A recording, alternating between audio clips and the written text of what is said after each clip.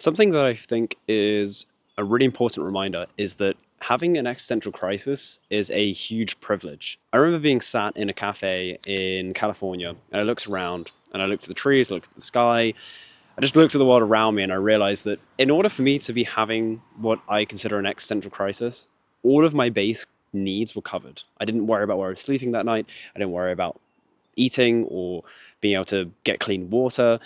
I wasn't actually worried about anything that was genuinely life-threatening. I was having a crisis of meaning. I was worrying about the future. I was worrying about where I fit and what I'm going to do with myself.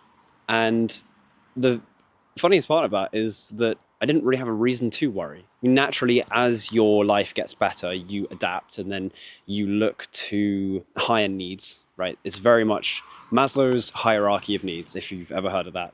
And the constant reminder that I always need to give myself is that is a huge privilege to live at the point where you are worried about meaning and purpose and where you fit in the world. It's worthwhile because it leads you to do better things. But it also means that you can have a tremendous amount of gratitude for everything that's covered. All right, you've got somewhere to sleep, you've got food, you've got water, you have friends, relationships, you have security, you've got your bases covered.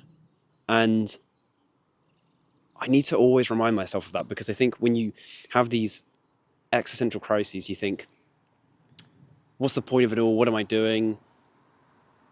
And then I imagine, well, how desperate would I be to be in this position if I was somebody who was worried about my base needs? Like how desperate would I be to just be in that position where I was actually worrying about those things? So I think the key takeaway is that you don't want a life where you have no problems. You want a life where you have better problems.